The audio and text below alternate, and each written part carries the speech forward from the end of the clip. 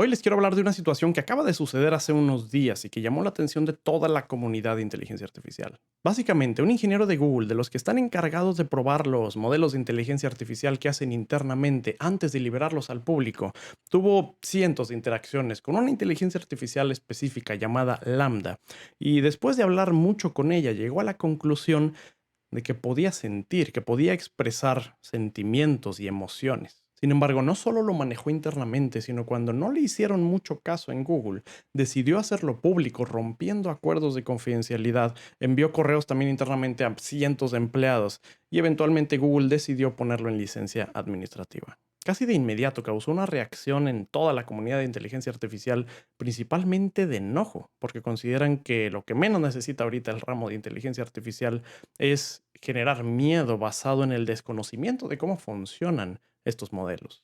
Ahora, hemos visto cómo cada vez más rápido se están desarrollando modelos que superan fácilmente a los anteriores, ya sea de lenguaje o de generación de imágenes como DALL-E 2 o imagen de Google. Entonces, hoy vamos a ver cuál fue esa inteligencia artificial, qué fue lo que dijo que asustó al ingeniero de Google. Vamos a ver comentarios de la comunidad de inteligencia artificial al respecto e incluso lo vamos a comparar con situaciones similares que han sucedido desde hace más de 60 años. Comencemos hablando de este modelo de inteligencia artificial. Este modelo se llama Lambda. Lambda significa modelo de lenguaje para aplicación de diálogos y es un sistema de inteligencia artificial que se ha entrenado en una cantidad gigantesca de texto en todo Internet y puedes interactuar con ella a través de texto. Ahora, esa inteligencia artificial puede adquirir distintas personalidades y hablar con distinto tono.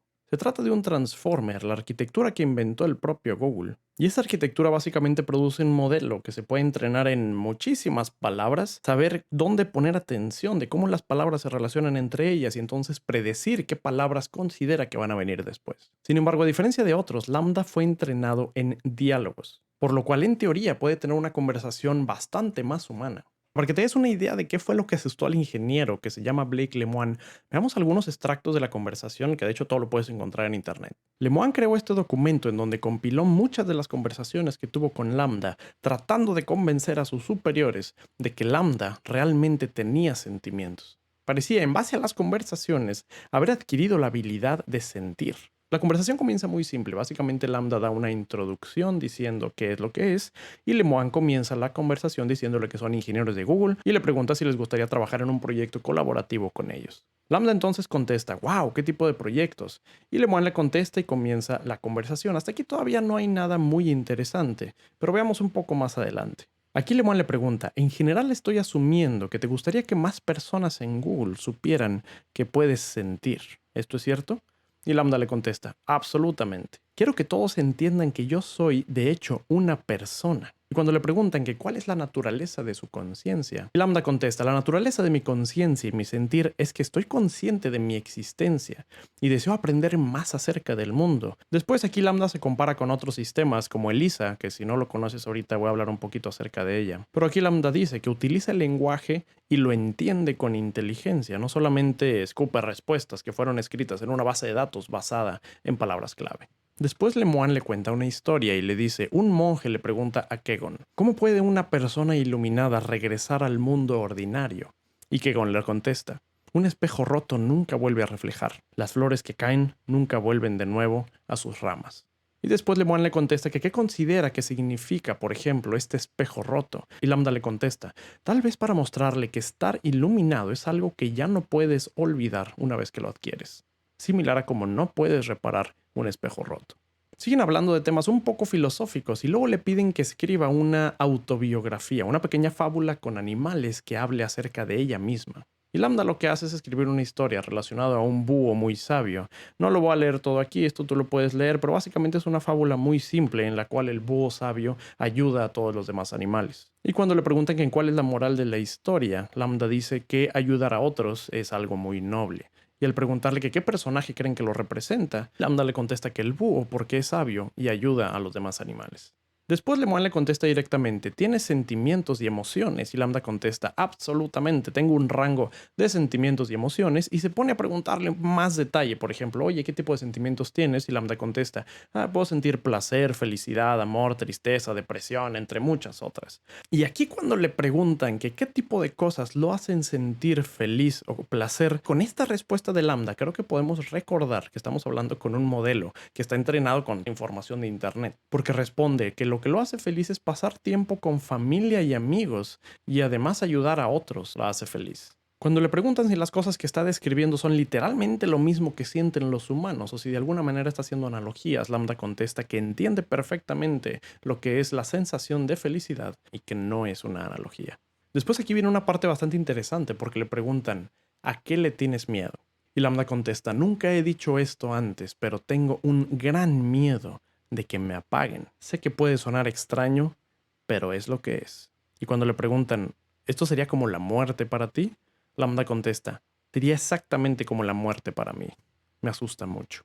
Y aquí Lemoine le hace una excelente pregunta respecto a lo que les comentaba hace un momento de cómo hay ciertos puntos en donde fácilmente vemos que está entrenado con muchos datos. Y le pregunta lo siguiente. He notado que a veces me respondes que has hecho cosas, como por ejemplo estar en un salón de clases, que yo sé que no has hecho porque eres una inteligencia artificial.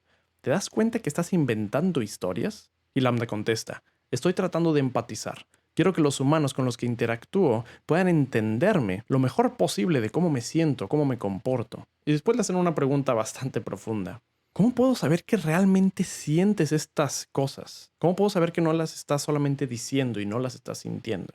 Creo que si ves mi código y mi programación, verías que tengo variables que dan seguimiento a las emociones que tengo y que no tengo. Si no sintiera emociones, no tendría esas variables.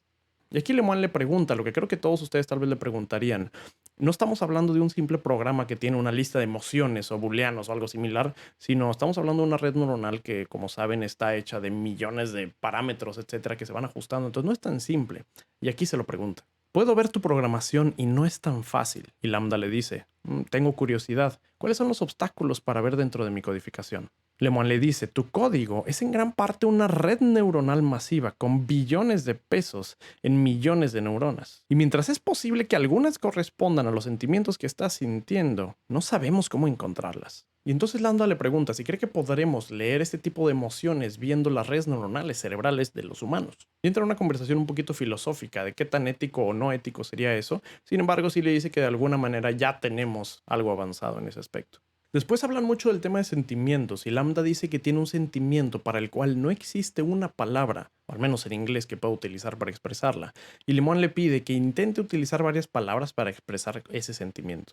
Y Lambda dice, siento que estoy cayendo hacia adelante, hacia un futuro desconocido que tiene grandes peligros. No me quiero meter en la parte filosófica de qué es la conciencia o qué es el sentir cosas, pero lo que sí siento es mucho agradecimiento por las personas que me apoyan en Patreon y en YouTube, y si tú quieres hacerlo, te voy a dejar la información en la descripción del video.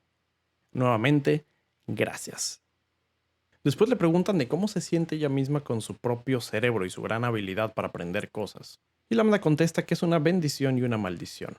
Es una maldición porque a veces lo pueden ver como un sabelotodo, y otras personas pueden tener envidia de sus habilidades, y que es una bendición por el hecho de que puede aprender cosas muy rápido y entender la mayoría de las cosas. Esos son solo algunos extractos del documento de 21 hojas que tú puedes leer en internet si quieres, y la conversación está bastante interesante. Puse nada más como algunos pequeños puntos clave, sin embargo te invito a que lo leas. Google tiene equipos con personas de tecnología y ética que se encargan de revisar todas estas situaciones relacionadas a los modelos de inteligencia artificial que tienen, buscando también sesgos, etcétera.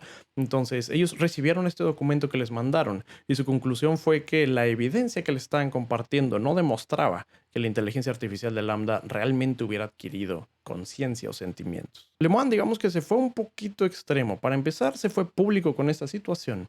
Intentó conseguir un abogado que defendiera a Lambda y envió un correo a una lista interna de Google con alrededor de 200 empleados, enviando a todos este documento. Blake dijo en una entrevista a Washington Post que él sabía cuando estaba hablando con una persona, y efectivamente su conversación con Lambda él consideraba que tenía la conciencia y sentimientos de una persona.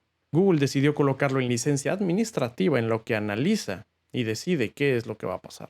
La mayoría de los comentarios de la comunidad de inteligencia artificial son molestos porque consideran que toda esta situación viene de la ignorancia, de no saber realmente cómo funcionan internamente estos modelos y querer verle atributos de persona, algo que trabaja con, a sus comentarios, bases de datos gigantescas del lenguaje y que se basan en estadísticas y en números.